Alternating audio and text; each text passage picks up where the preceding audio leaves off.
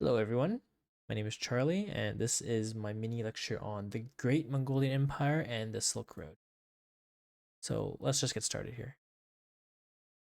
So, we're going to start off with the Mongolian Empire's origins and uprise. Founded by Genghis Khan in 1206, the Mongolian Empire originated in Mongolia, of course. The Mongolian Empire, Mongolia, makes sense. And by the late 13th century, it reached from the Pacific Ocean to the Persian. Probably a little bit more than that, but just a rough estimate. At the height of the Mongolian Empire, it covered around 9 million square miles, which makes it the largest land empire in history. Wow. So, how did the Mongols succeed?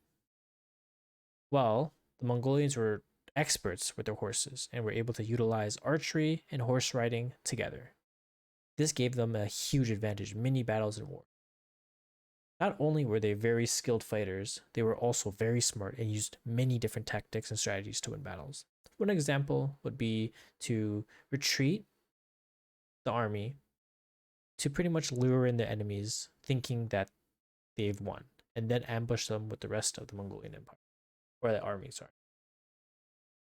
So as you guys can see here is a picture of a horseman on a horse and archery and killing a guy. Pretty sure this is real. So yeah, so it's very skillful.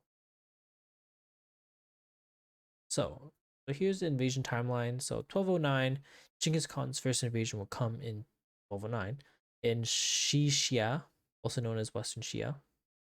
Then we go to 1211, they launch a full invasion of northern China. And finally, in 1215, they captured Yanjing, the northern capital of China. His great army would later advance to the major city of Bukhara, and then to the city capital of Samarkand in 1219. It is also said that hundreds and thousands of Zoram's soldiers and civilians were slaughtered. In 1226, Genghis Khan led another attack on Shishia, mainly because they were resisting, and so the empire wins and we move forward. Although he was very successful, Genghis Khan actually died in 1227 and he was buried in a private secret area near Onon and Karulen rivers in Mongolia. So, in the aftermath of Genghis Khan's death, he passed on the empire to his third and his favorite son, Ogidi. Sorry if the names are kind of weird. I don't know how to pronounce any of these. So yeah, so it seems like he has a favorite and the third kid, so feels bad for the first and second kid. Ogede gave his brothers and nephews the territories, or split them. So Tului was in control of the motherland of Mongolia. Orda and Batu were given southern Russia. Chagatai was given Transoxania and lands in Central Asia, while Ogedei was given parts of Russia and China and the title of the Great Khan. So he becomes Genghis Khan, or Great Khan, something like that. By the 14th century, many changes had gone through the empire and its regional and so pretty much by the 14th century, everything's kind of changed since the empire, the main empire at least. And many Mongols royal family competed for power, which led to a decade of major civil war. So we have a quick map of how Mongols spread.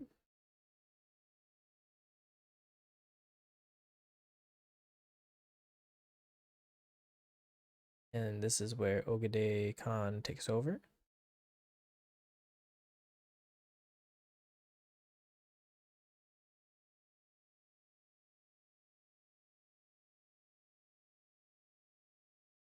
And here we see that in 1264, it gets split into 4 parts.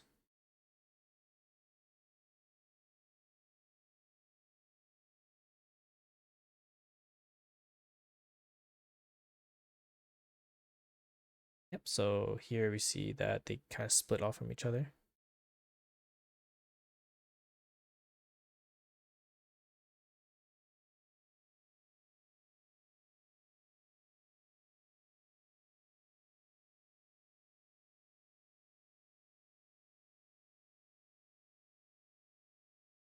And pretty much everything gets separated, right? So That's how that goes. And so now we talk about the Silk Road. The Silk Road was not just a single route or a single road, but it was a network of routes used by traders and merchants for more than 1,500 years. From 130 BCE until 1453, this network of routes allowed for open trade from many different regions, cultures, and religions. The Silk Road extended around 4 miles across many different terrains and proved to be a great journey for those who went on it. The closing of the Silk Road by the Ottoman Empire forced traders and merchants to look for different ways to trade. Some countries and regions became so accustomed to certain goods from faraway places that they became desperate for them, thus prompting the Age of Discovery. More than just a route. Religion and culture spread along the Silk Road just as fast as the goods did. Towns grew into multicultural cities, and we start to see that many different cultures share the same things due to the Silk Road. The Silk Road allowed traders and merchants to trade along the road, but also allowed them to experience different cultures and share their own to others. The Pax Mongolica, Mongol Peace in Latin, also helped stabilize not just the Silk Road but the Mongolian Empire during its highest reign. This brought a period of stability among the people who lived in areas that the Mongols had taken over. So here's my bibliography. That was a quick lecture on the Mongolian Empire and the Silk Road. Thank you.